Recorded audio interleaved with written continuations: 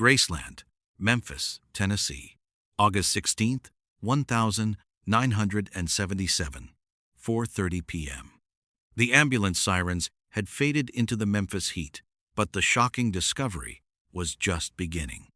As Elvis Presley's lifeless body was rushed to Baptist Memorial Hospital, Vernon Presley sat in stunned silence in his son's office, staring at a stack of financial documents that told a story more devastating than the king's sudden death. The numbers on the papers before him seemed impossible, almost cruel in their stark reality. Elvis Aaron Presley, the man who had earned over $1 billion during his 23-year career, who had sold more records than any artist in history, who commanded the highest concert fees in Las Vegas, had died with a net worth of just $5 million. $5 million. Less than what Elvis had spent on airplanes in a single year.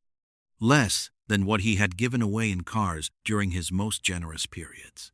Less than what Colonel Parker had taken as his commission on a single major deal. Vernon's hands shook as he rifled through bank statements, loan documents, and expense reports that painted a picture of financial catastrophe hiding behind the glittering facade of the world's most successful entertainer.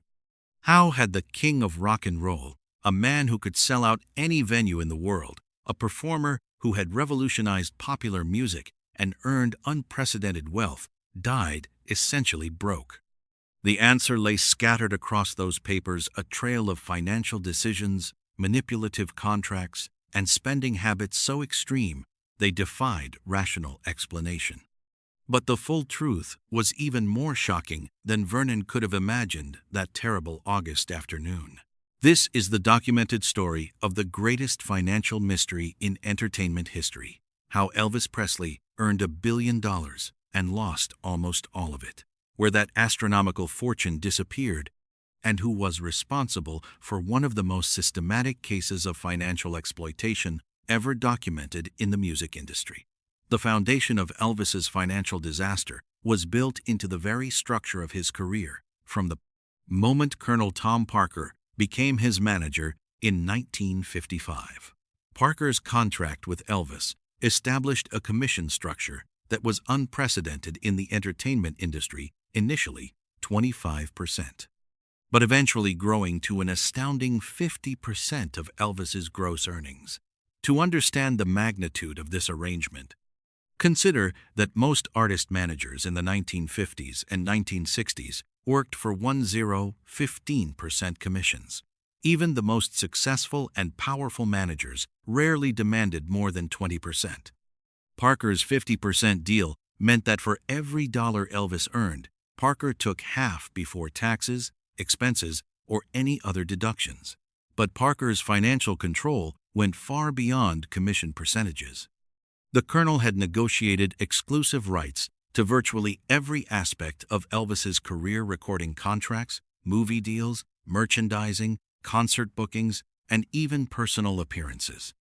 Elvis couldn't sign any significant contract, make any major career decision, or enter into any business arrangement without Parker's approval and involvement. This total financial control created a situation where Parker's interests didn't always align with Elvis's best interests, leading to decisions that maximized Parker's short-term profits while potentially damaging Elvis's long-term financial security and artistic development. The first major financial disaster came with Parker's handling of Elvis's early recording contracts. When RCA purchased Elvis's contract from Sun Records in 1955, Parker negotiated what seemed like an enormous deal at the time: $35,000 for Elvis and $5,000 for Sun Records owner Sam Phillips. But the RCA contract contained clauses that would cost Elvis millions over the course of his career.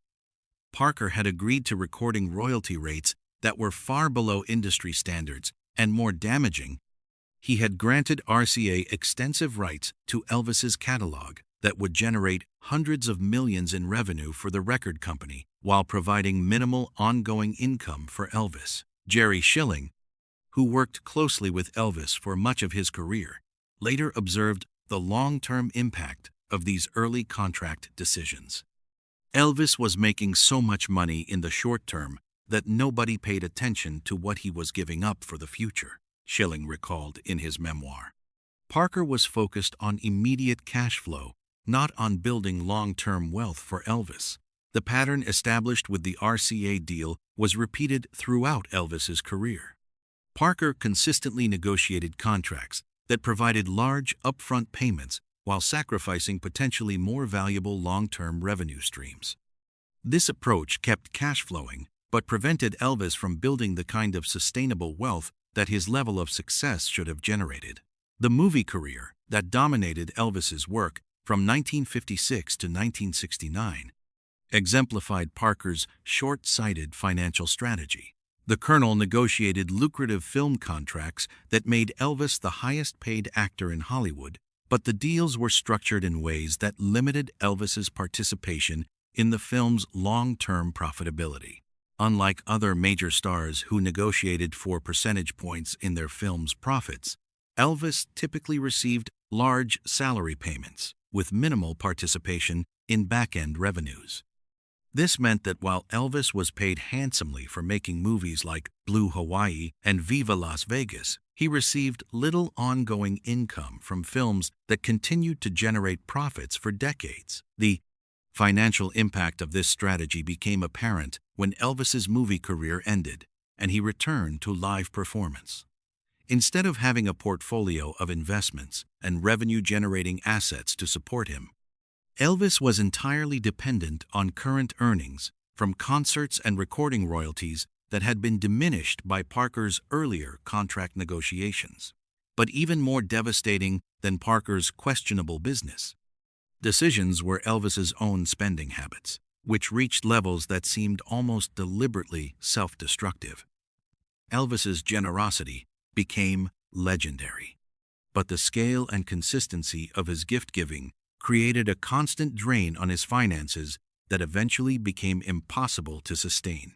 The most visible symbol of Elvis's excessive spending was his collection of automobiles.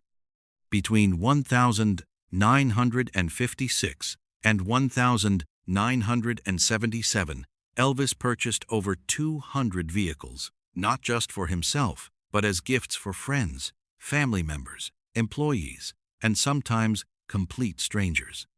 The cost of this automotive generosity was staggering, estimated at over $4 million during his lifetime.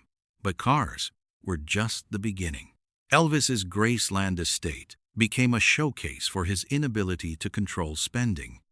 The mansion itself, purchased in 1957 for $102,500, underwent constant renovations and expansions that cost hundreds of thousands of dollars. The famous jungle room, the elaborate staircase, the meditation garden, and numerous other additions represented Elvis's compulsive need to spend money on his living environment. The Graceland expenses extended far beyond renovations to include a full-time staff of cooks, maids, groundskeepers, and security personnel. The monthly operating costs for Graceland were estimated at over $50,000 by the mid-1970s, equivalent to more than $250,000 per month in today's dollars. Elvis's entourage, known as the Memphis Mafia, represented another massive ongoing expense. Elvis maintained a group of 15 to 20 full-time employees who served various functions from bodyguards to companions to assistants. Each member of the Memphis Mafia received salaries, bonuses, cars, and other benefits that collectively cost Elvis hundreds of thousands of dollars annually. Lamar Fike, a longtime member of the Memphis Mafia, later acknowledged the financial burden that Elvis's generosity created. Elvis couldn't say no to anyone, Fike recalled in his memoir. If someone needed money, Elvis gave it to them. If someone wanted something, Elvis bought it for them. He was the most generous person I ever knew, but that generosity was killing him financially. The private aviation expenses represented perhaps the most extreme example of Elvis's financial excess. In 1975, Elvis purchased a Convair 880 jet for $250,000 and then spent an additional $800,000 customizing it with luxury furnishings, a bedroom suite, and elaborate entertainment systems. The plane, named Lisa Marie after his daughter, cost over $1 million before Elvis ever flew in it. But the Lisa Marie was just the beginning. Elvis also owned a Lockheed Jetstar and several smaller aircraft, creating a private aviation fleet that cost hundreds of thousands of dollars annually to maintain, fuel, and operate. The monthly expenses for Elvis's aircraft were estimated at over $75,000, money that provided little practical benefit since Elvis rarely traveled outside of his established circuit of Memphis, Las Vegas, and occasional tour destinations. The jewelry and clothing expenses added another layer to Elvis's financial drain. His famous jumpsuits, designed by Bill Ballou and decorated with thousands of rhinestones and elaborate embroidery, cost between $2,500 and $10,000 each. Elvis owned dozens of these costumes, representing hundreds of thousands of dollars in specialized clothing that had no resale value. Elvis's jewelry collection included watches, rings, necklaces, and bracelets worth hundreds of thousands of dollars. But unlike wise investments in precious metals or gems, Elvis's jewelry purchases were typically impulsive decisions driven by immediate desire rather than long-term financial planning. The prescription drug expenses that characterized Elvis's final years added both direct and indirect costs to his financial decline. The direct costs of the medications were relatively small, but the indirect costs, medical consultations, private treatments, and the impact of drug dependency on Elvis's earning capacity were substantial. Dr. George Nichopoulos, Elvis's personal physician, later estimated that Elvis's medical expenses during the 1970s exceeded $100,000 annually, a figure that included not just prescription drugs, but also consultations with specialists, private medical treatments, and the costs associated with Elvis's declining health. More significantly, Elvis's drug dependency affected his ability to work consistently and professionally. Concerts were canceled or postponed, recording sessions were interrupted, and Elvis's reliability as a performer began to decline, reducing his earning capacity during the final years of his career when he needed income most desperately. The Las Vegas period, which began in 1969 and was supposed to provide Elvis with steady, high-income employment, actually accelerated his financial decline rather than stabilizing it. While Elvis commanded unprecedented fees for his Vegas performances, eventually earning over $1 million per month during his residencies, the expenses associated with Vegas work were enormous. Each Vegas engagement required Elvis to maintain a full production staff, including musicians, backup singers, sound technicians, and security personnel. The cost of transporting and housing this entourage in Las Vegas hotels, combined with Elvis's own accommodation expenses and entertainment costs, consumed a significant portion of his performance fees. More damaging was Elvis's gambling, which became increasingly compulsive during his Vegas years. While Elvis wasn't primarily a casino gambler, he engaged in high-stakes private games and made large bets on sporting events that resulted in substantial losses. Conservative estimates place Elvis's gambling losses during the 1970s at over $500,000, money that represented pure loss, with no possibility of recovery. The financial crisis reached critical levels by 1976, when Elvis's accountants informed him that his liquid assets had dropped to dangerously low levels despite his continued high earnings. The combination of excessive spending, poor investment decisions, and Parker's ongoing commission structure had created a situation where Elvis was earning millions but accumulating debt. Vernon Presley, who nominally handled Elvis's business affairs, was overwhelmed by the complexity and scale of his son's financial obligations. Bank loans secured by Graceland and other assets had reached nearly $1 million, and the monthly expenses for maintaining Elvis's lifestyle exceeded his net income from most sources except major concert tours. The most revealing insight into Elvis's financial situation came from his own awareness of the crisis. According to several members of his inner circle, Elvis became increasingly anxious about money during his final years, despite continuing to spend compulsively. This contradiction awareness of financial problems, combined with inability to control spending, suggests that Elvis's relationship with money had become psychologically complex and potentially self-destructive. Charlie Hodge observed Elvis's growing anxiety about finances during the final years. Elvis would worry about money, but then he'd go out and spend $50,000 on jewelry the next day, Hodge recalled. It was like he couldn't help himself, even when he knew he was in trouble. The revelation of Elvis's financial condition after his death shocked everyone who had assumed that his massive earnings had translated into corresponding wealth. The estate evaluation revealed assets totaling approximately $5 million, including Graceland, personal property, and limited liquid assets. Against these assets were debts and obligations totaling nearly $3 million, leaving a net estate of roughly $2 million. To put this in perspective, Elvis had earned an estimated $4.3 billion in today's dollars during his career. The fact that this enormous income had been reduced to a net worth of $2 million represented one of the most complete financial collapses in entertainment history. Priscilla Presley, who assumed control of the estate as trustee for Lisa Marie, immediately recognized the critical nature of the financial situation.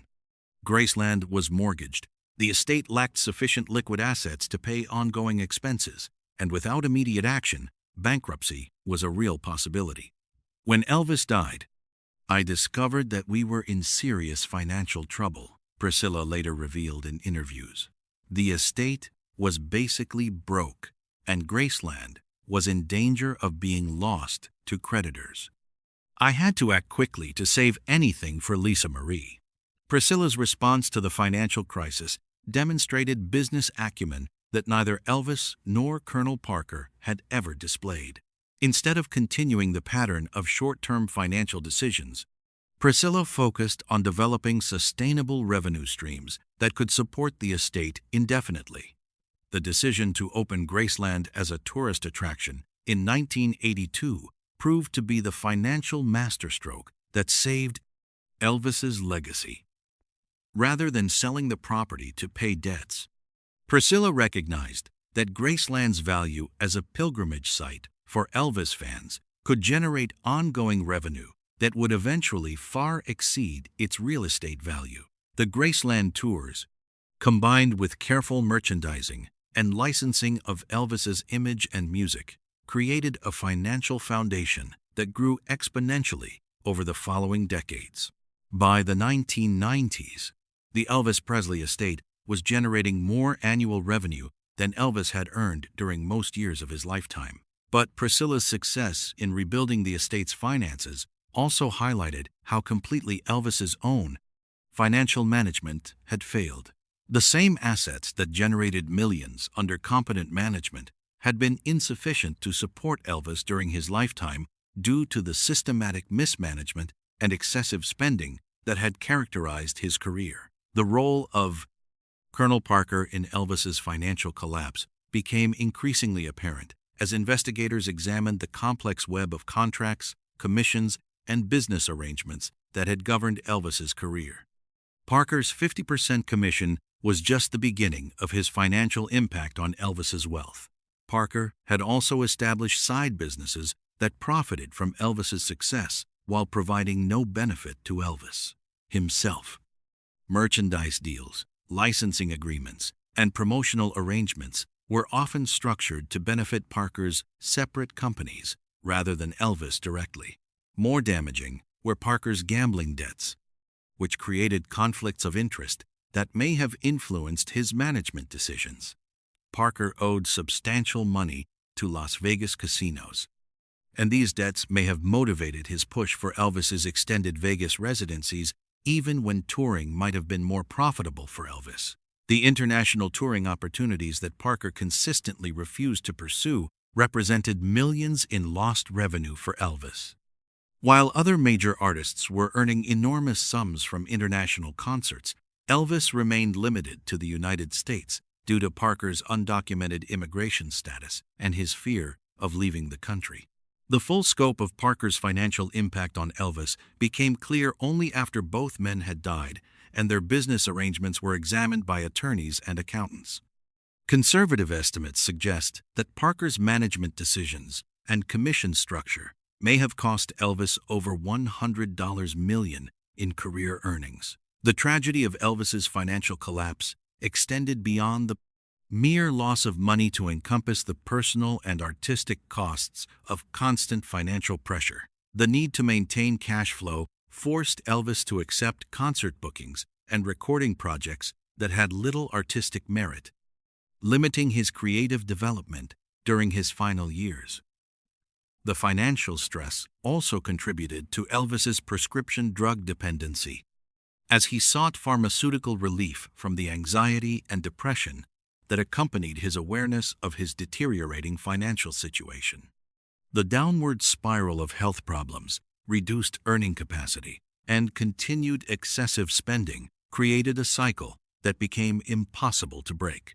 Perhaps most tragically, Elvis's financial problems prevented him from achieving the artistic renaissance that he desperately wanted during his final years. Plans for serious acting roles, innovative recording projects, and international touring were all abandoned due to the need for immediate income from familiar, low-risk ventures. The legacy of Elvis's financial disaster continues to influence how the music industry handles artist finances and management relationships. The extreme commission structure that Parker negotiated with Elvis is now widely recognized as exploitative, and industry standards have evolved to provide greater protection for artists. Modern artist management contracts typically include safeguards against the kind of total financial control that Parker exercised over Elvis.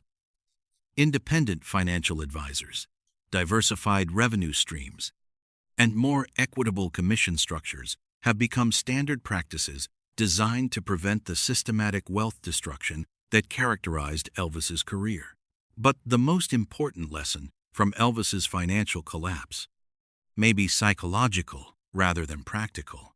The story reveals how even the most successful and talented individuals can become victims of their own generosity, their inability to say no, and their failure to understand the long-term consequences of financial decisions. Elvis's case demonstrates that earning money and keeping money require completely different skills, and that artistic genius provides no protection against financial exploitation or self-destructive spending habits. The king of rock and roll conquered the entertainment world, but never learned to manage the wealth that his talents generated. The billion-dollar question of where Elvis's money went has a complex answer that involves systematic management exploitation, compulsive personal spending, and a fundamental misunderstanding of wealth building.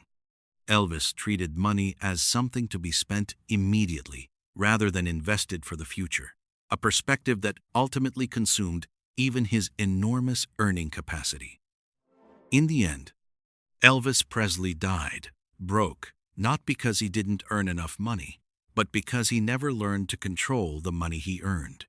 The fortune that could have supported him and his family for generations was dissipated through a combination of poor management, excessive generosity, and spending habits that defied financial logic. The king who could buy anything he wanted never bought the one thing he needed most: financial security. His billion-dollar earnings became a billion-dollar lesson in how quickly even the greatest fortune can disappear when it's not properly managed and protected. Elvis Presley's financial tragedy reminds us that talent, fame, and earning power are no guarantee of financial security, and that the most important investment any successful person can make is in learning to manage the wealth that their talents create. The king earned a fortune but died broke, leaving behind a legacy that includes both his immortal music and the cautionary tale of $1 billion lost.